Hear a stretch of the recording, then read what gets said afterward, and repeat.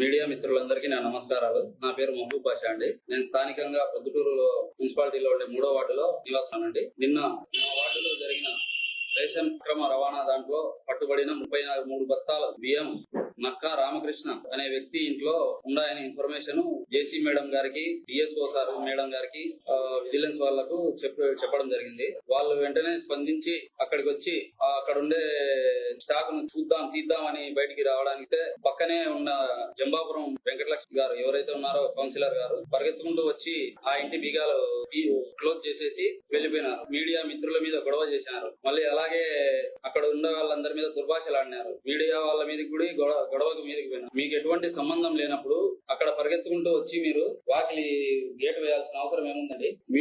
రామకృష్ణ అనే వ్యక్తి సైలెంట్ గా ఉన్నాడు.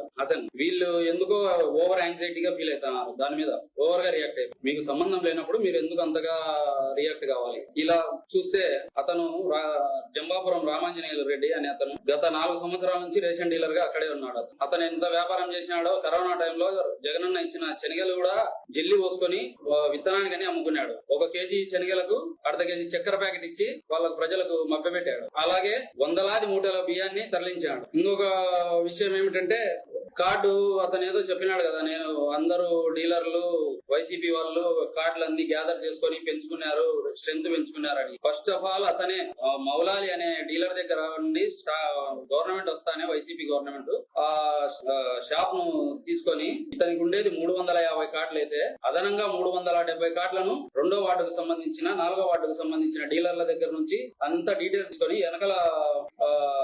వెనకాల ఎంఆర్ఓ ఆఫీస్ లోకి వెళ్ళేసి మొత్తం ఎక్కించుకున్నాడు. అతను దానికి నువ్వు నిస్వార్థంగా సేవ చేసేవాడివి అయితే ఎందుకు నీ దానికి ఎక్కించుకోవాలా? నేను సూటిగా అడుగుతున్నావు, నువ్వు ఎందుకు ఎక్కించుకోవాలా? అసలు అది చాలా తప్పు కదా. నువ్వు నిజాయితీ పరుని, సత్యహరిశ్చంద్రుడివి, నువ్వు ఇట్లా చేయొచ్చా?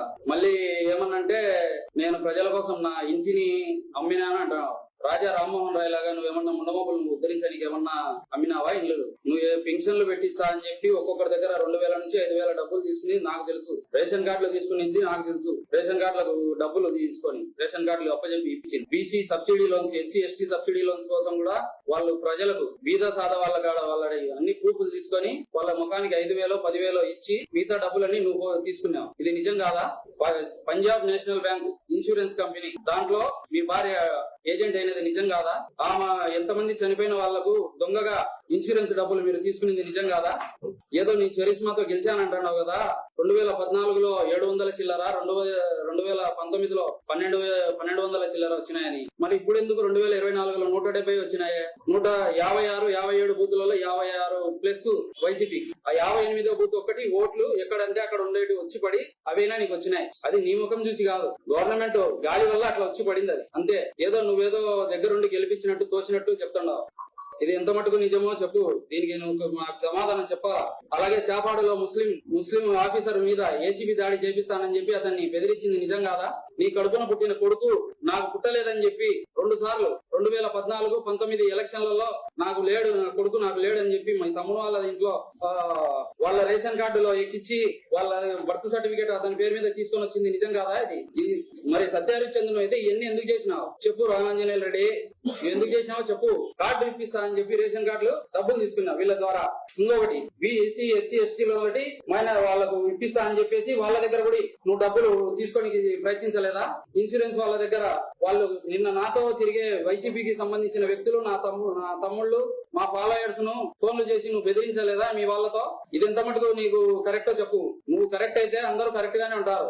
ఒకరికి ఏళ్ళు ఎత్తి చూపించేటప్పుడు టీబీ రోడ్డులో నువ్వు ప్రొద్దుటూరుకు వచ్చేటప్పటికి 30 ఏళ్ల కిందట వచ్చినా నేను అన్నావు. 2014లో మా ఎమ్మెల్యే రాచమల్లి శివప్రసాద్ రెడ్డి గారి దగ్గరకు వచ్చినప్పుడు నీకేమున్నది? చినిగిన చొక్కా, 2 గుండీలు లేని చొక్కా వేసుకుని తిరుగుతున్నావు. అప్పుడు 2 సుమోల మనుషుల్ని నేను తీసుకొని పోయి నిన్ను ఇతనుంటే మంచిగా చేస్తాడన్నా అని చెప్పి మా యాపకు పరిచయం చేపించి మేము అన్ని మీకు ముందుండి నడిపిలేదా? 2019లో కూడా కాళ్ళు గడ్డం పట్టుకొని నీ చరిస్మా ఉండేవానివి మళ్ళీ ఎందుకు మా ఎమ్మెల్యే గారి కాళ్ళు పట్టుకున్నావు పోయి నాకు సీటు ఇవ్వండి అని, తప్పు అయిపోయింది క్షమించండి అని. ఎన్నిసార్లు పార్టీ ఓడిపోతే అన్నిసార్లు పక్క పార్టీలకు వెళ్లడము, అక్కడ గబ్బు పట్టియడము, ఇక్కడికి రావడం, ఇక్కడ గబ్బు పట్టియడము. ఇది రోజు రొటీన్ డైలీ ఇదే అయిపోయింది. 2019 ఎలక్షన్లలో ఎన్నికలలో రాచమల్లి శివప్రసాద్ రెడ్డి గారు ఎమ్మెల్యేగా కంటెస్ట్ చేసేటప్పుడు డబ్బులు పంచమని నీకు డబ్బులు ఇస్తే స్లిప్పులు బిఎల్ఓ దగ్గర నుండి ఇచ్చుకొని మీ ఇంట్లో వాళ్ళు డబ్బులు తీసుకునింది నిజం కాదా? దానికి అన్నిటికీ ప్రత్యక్ష సాక్షిని నేనే. నువ్వేమేం చేశావో 10 సంవత్సరాలు నీ ఎంబడి తిరిగినాం, మేము ఇద్దరం కలిసి తిరిగినాం. నాకు అన్ని తెలుసు. ఎమ్మెల్యేకు తెలియకపోవచ్చు, బంగారెడ్డి అన్నకు తెలియకపోవచ్చు, పెద్ద ఆయన వరదరాల రెడ్డి గారికి తెలియకపోవచ్చు, కానీ నీ పక్కనే 2 ఇళ్ళు అవుతలే నా ఇల్లు. నాకు అన్ని తెలుసు నీ గురించి. ఇంకా చెప్పుకుంటూ పోతే నువ్వు అసలు ఈ మీడియా వాళ్ళకు కూడా అంత చిక్కని రహస్యాలు ఎన్నో ఉన్నాయి. అన్ని చెప్తా టైం వస్తే. ముఖ్యమైన విషయం ఏమిటంటే పెద్ద ఆయన గారు, మీకు ప్రజలలో అవినీతి పరులు కాదనేసి మంచి పేరు ఉందండి. ఇటువంటి వాళ్ళను మీరు చేర్చుకొని ఇతని వల్ల మీ ఇమేజ్ డ్యామేజ్ అవ్వడం తప్ప, కొన్నాడన్నా మీకు కూడా ఇతని వల్ల మీ ఇమేజ్ డ్యామేజ్ అవుతుంది తప్ప మీకు ఇతని వల్ల ఎటువంటి ప్రయోజనం లేదు, ప్లస్ అస్సలు లేదు. ఇతని వల్ల ఎప్పటికీ మీకు మైనసే. ఇంకొకటి, ఎంఆర్ఓ ఆఫీస్ లో అక్కడ రేషన్ గోడౌన్ దగ్గరికి వెళ్లి బెదిరిస్తానంట. వేస్తే నాకే వేయండి బియ్యము, ఎందుకు ఇది అని. నువ్వు బెదిరిస్తా ప్రజలు మా మీదకి వచ్చి చెప్తాడావా మొత్తము? నువ్వేం చేసినది మాకు తెలియదు అనుకుంటున్నావా? 2-3 సార్లు అబద్ధాలని 2-3 సార్లు చెప్తే నిజం అయిపోతుందా? ఎవరైనా తెలియని వాళ్ళకి చెప్పు, అన్ని తెలిసిన మాకు కాదు చెప్పాల్సింది. నువ్వు చెప్పినావు కదా ప్రమాణం చేతురండి బంగారెడ్డి రాచమల్లు అని చెప్పి. నేను చెప్పిన ఈ అన్ని విషయాల్లో ఏదైనా సరే అబద్ధం ఉంటే నువ్వు వచ్చి ప్రమాణం చేయి. రా కాణిపాకం పోదాం. నేను ముస్లిం అయినా గానీ వస్తా నీకోసం కాణిపాకం. రా, ఎప్పుడు పోదామో చెప్పు. నేను ప్రమాణానికి సిద్ధం. నువ్వు ప్రమాణానికి సిద్ధమా? నేను ఇందాకే వచ్చేటప్పుడు మా ఫ్రెండ్స్ చెప్పినారు ఒక విషయం, కాణిపాకం వరసిద్ధి వినాయకుడు చాలా ఫేమస్, చెప్పి బయటకు వస్తానే చచ్చిపోతారు అని. నువ్వన్నా రావాలా బయటికి, నేనన్నా రావాలా, అంతే. దేవాలయం నుండి బయటకు వచ్చేందుకు నేను అబద్ధం అయితే నాకు తగులుతాది, నువ్వు అబద్ధం అయితే నీకు తగులుతాది. ముందు గురువిందకు తన నల్లది దానికి కనపడదంట. నీ ఎన్నుండగా నీ అన్ని నాకు తెలుసు. రావాలి ప్రమాణానికి సిద్ధమైతే. నీ ఇమేజ్ కు నీకు మా ఎమ్మెల్యే గారు, మా రాచమల్లి శివప్రసాద్ రెడ్డి గారు, మా బంగారెడ్డి అన్న అవసరం లేదు. రామాంజనేయులు రెడ్డి నీకు నేను చాలు. మా ద్వారా నువ్వు కౌన్సిలర్ అయినా 2 సార్లు. వీళ్ళు వచ్చి కొడతారని చెప్పి భయపడి మా ఇళ్లలో దాచిపెట్టుకున్నప్పుడు తెలీదా? నువ్వు నీ భార్య కొట్లాడి సూసైడ్ చేసుకుంటా అని చెప్పి ముక్తారన్న మిల్లు కాడ పోతంటే అదే పనిగా పరిగెత్తుకుంటా వచ్చి నేను కాపాడినా. నేను పిలుచుకొని వచ్చిన ఎన్నికి నేను ఇంకొక వ్యక్తి 15 రోజులు నా ఇంట్లో నీకు అన్నం పెట్టినా. ఆ విశ్వాసం కూడా లేదు నీకు. నోటుగాడి తిండి తీస్తాడావు, అందరికి ప్రజలకు నోరు కొడతాడావు. నీకు ధనార్జనే తప్ప ప్రజాసేవ యాడుంది చెప్పు. దీంట్లో ఒక్కటైనా నువ్వు ప్రజాసేవ చేసినావా? ఆ ఇంటికాడ కాయలు ఉంటా. నేను ఎందుకు కాయలు ఉంటావు? మత్స్సులు ఉంటావు కాయలు. వాళ్ళ కాడ నుంచి ఏదైనా ఒక పావులన్నా 10 రూపాయలు తీసుకుందామని, వాళ్ళకు పావులా ఇచ్చి మనం 30 తీసుకుందామని. ఇట్లా చేసేటట్టయితే మేము ఎప్పుడో డెవలప్ అయింది. మళ్ళీ ఇంకేమన్నా అంటే మళ్ళీ చెప్తాను, నువ్వు బైపాస్ లో ఇల్లు కట్టుకున్నావు కదా అని. నేను ఎంబీఏ చేసి సాఫ్ట్వేర్ ఉద్యోగం చేస్తాను. నేను నాకు లోన్ ఇచ్చింది బ్యాంకు.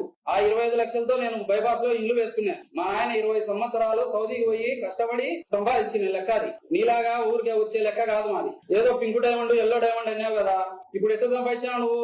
అది చెప్పు. నువ్వు ఎన్ని ట్యాక్సులు కడతానావో అది చెప్పు. ఏం ట్యాక్సులు కట్టినావు? సొక్కా లేనవనివి, సొక్కాకు గుండీలు లేనవనివి ఇప్పుడు కోట్లకు పడిగెత్తినావు. యానుండి వచ్చింది నీకు? టీవీ రోడ్ లో ఉండే 2 అంగళ్ళు ఎవరి వెనకాల మున్సిపాలిటీ కాలువ ఆక్రమించుకొని 3/4 సెంటు కాలువ ఆక్రమించినావు. ఆ వాళ్ళకు రూట్ గుడి పెట్టినావు తావా.